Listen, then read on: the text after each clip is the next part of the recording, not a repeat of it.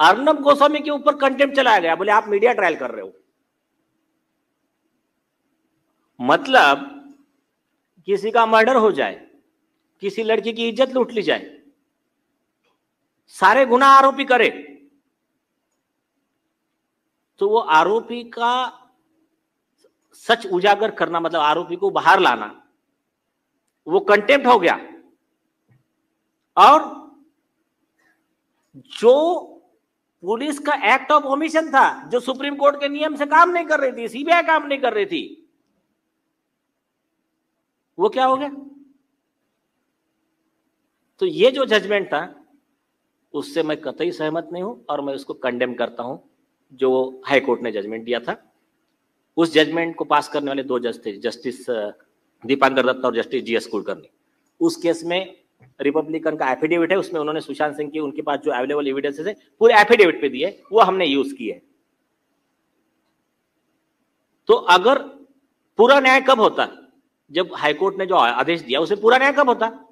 अगर हाईकोर्ट यह कह देता कि मिस्टर अर्नब गोस्वामी या फिर रिपब्लिकन भारत, आप लिमिट एक्सीड मत करो और आपके पास इतने सबूत है, सीबीआई आप वेरीफाई करके सबमिट करो, दूध का दूध पानी का पानी। तो हमारी नजर में, और हाईकोर्ट को इनहेरेंट पावर्स है आर्टिकल 226 में, आर्टिकल 215 में भी पावर्स है उनको, तो क्यों नहीं इस्तेमाल किया हाईकोर्ट ने? ये सारे देशवासियों को सोचने की जरूरत है। अब जो हो गया, आगे क्या? आगे पहली चीज आती है सुशांत सिंह की सुसाइड थ्योरी। सुसाइड थ्योरी में किसके बेस पे बना रहे हैं सुसाइड थ्योरी? एम्स की पोस्टमार्टम रिपोर्ट। पोस्टमार्टम रिपोर्ट का जो डॉक्टर थे, यस क्या नाम है डॉक्टर का? सुधीर गुप्ता। सुधीर गुप्ता के पहले के स्टेटमेंट खुद स्टिंग ऑपरेशन में मेन स्ट्रीम मीडिया, न्यूज 18 इन्होंने सबने एक्सपोज किया है, उसमें क्लियर आ गया है। वो खुद कह रहे हैं कि ये तो मर्डर का केस है।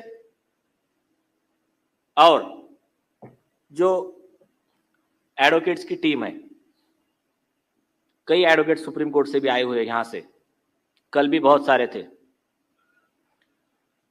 इन्होंने बहुत सुंदर जजमेंट दिया है सुप्रीम कोर्ट का। उस पोस्टमार्टम रिपोर्ट की वैल्यू लॉ के नजर में सेकेंडरी है, और उस पोस्टमार्टम के रिपोर्ट के बेस पे जो कंसर्न डॉक्टर है उसके ऊपर आरोपी को बचाने के लिए फोर्ज डॉक्यूमेंट बनाने का केस चल सकता है। सुप्रीम कोर्ट का कल जजमेंट इन्होंने दिया है। अगर आई विटनेस की टेस्टिमोनी है, उस पॉइंट को अगर आपके पोस्टमार्टम में कवर नहीं किया गया, या आई विटनेस की टेस्टिमोनी पोस्टमार्टम की रिपोर्ट झूठी साबित नहीं करती है, तो पोस्टमार्टम की रिपोर्ट को कोई वैल्यू नहीं है। आई विटनेस के स्टेटमेंट पे सजा देनी चाहिए। मर्डर केस का जजमेंट दिया है, वो हम मेरे जजमेंट में लिखने वाला हूं। अब आई विटनेस की टेस्टिमोनी क्या है? सबसे पहला विटनेस मॉर्चुरी के जो अटेंडेंट थे, क्या नाम है उनका? उन्होंने क्या कहा? उसके आंख ही काली हो गई थी, इस पे ऐसा मार लगा था। उसके बाद में दूसरे फोटो कल दिनेश जी ने बताए, पैर टूटा हुआ था उनका। वो खुद कह रहा है कि मैंने पैर की हड्डियां क्रैक जैसा मारा हुआ है, उनका माथा जो वर्ड यूज कर रहा है। तो सुसाइड किया तो आंखों पे काला मारा, इसका क्या है उसके पास में? इसका कोई एक्सप्लेनेशन ना सीबीआई के पास है, ना उस डॉक्टर के पास है। डॉक्टर ने क्या किया है वो तो उसके काउंटर एविडेंसेस है। तो जैसा मैंने बताया, रणबीर सिंह के केस में सुप्रीम कोर्ट ने ऐसा ही एक केस हुआ था जिसमें मर्डर को सुसाइड दिखाया, पहले मर्डर कर दिया, इसमें भी पुलिस वाले इन्वॉल्व थे। सुशांत सिंह इन्होंने नीतीश राणे ने टेस्टिमोनी में बोला है, नारायण राणे ने, कि दिशा सालियान के मर्डर के समय भी पुलिस वाले इन्वॉल्व थे, वहां पर प्रेजेंट थे। उस दिन के सीसीटीवी गायब है, अटेंडेंस रजिस्टर गायब है, यहां तक कि उनकी फाइल भी डिलीट हो जाती है। तो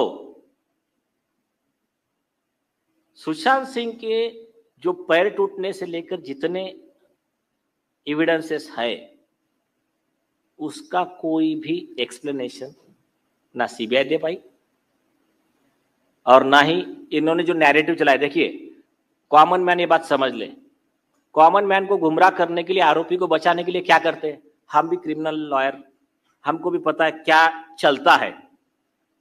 कोई भी बिकाऊ content writer, social media warrior, जिसको आप कुछ भी नाम दे दो, और मीडिया हाउसेस, इनको तैयार करने का, यूट्यूबर को तैयार करने का और स्टोरी चलाने की, पहले स्क्रिप्ट लिख लेने की।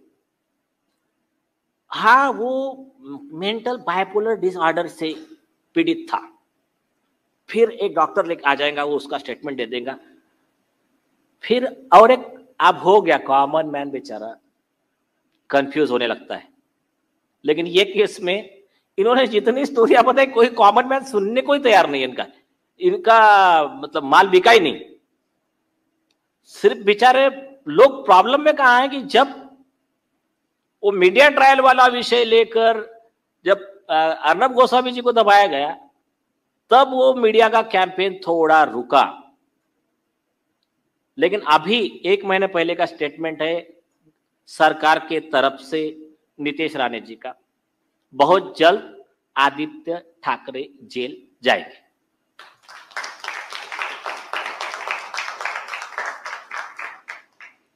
लेकिन हमारा कहना है बहुत जल्द यानी कब? बहुत सिंपल है। तो अभी 2 चीजें हमको चाहिए। आरोपियों पे तुरंत कार्रवाई चाहिए, सीबीआई के अधिकारियों पे कार्रवाई चाहिए, और आगे ऐसी घटना ना हो इसके लिए स्पेशल लॉ चाहिए। जैसा सुप्रीम कोर्ट ने बार बार ऐसे लॉ बनाए हैं। किशन भाई के केस में 2014 में सुप्रीम कोर्ट ने एक लॉ बनाया, गाइडलाइन दे दिया पूरे देश के सारे पुलिस डिपार्टमेंट को, हर स्टेट को। अगर किसी केस में कोई आरोपी छूटता है तो उसके 2 मतलब होते हैं। एक, पुलिस ने इन्वेस्टिगेशन ठीक से नहीं किया। दूसरा, पुलिस ने गलत आदमी को आरोपी बनाया। यह भी तो हो सकता है ना कि एक आदमी बेचारा इनोसेंट है, उसको ही आरोपी बना दिया। अब राजा की जान बचानी है तो आगे कर दो दूसरे को, जोकर लोगों को, ऐसा भी हो सकता है। तो सुप्रीम कोर्ट ने उस पर गाइडलाइंस दिया। आज के बाद जितने एक्विटल होंगे उस केस में पूरा इंक्वायरी की जाए। आयोग की गलती की वजह से एक्विटल हुआ तो आयोग पे कार्रवाई, और निर्दोष को अगर प्रोसिक्यूट किया होगा तो उसमें फिर उसको कॉम्पेंसेशन या जो भी है उस पे भी एप्रोप्रिएट एक्शन का प्रावधान। ये अपेक्षा है सुप्रीम कोर्ट से। ऐसे कई जजेस है कि जो ऐसे अच्छे अच्छे जजमेंट्स देते रहते हैं बीच में कभी कभार।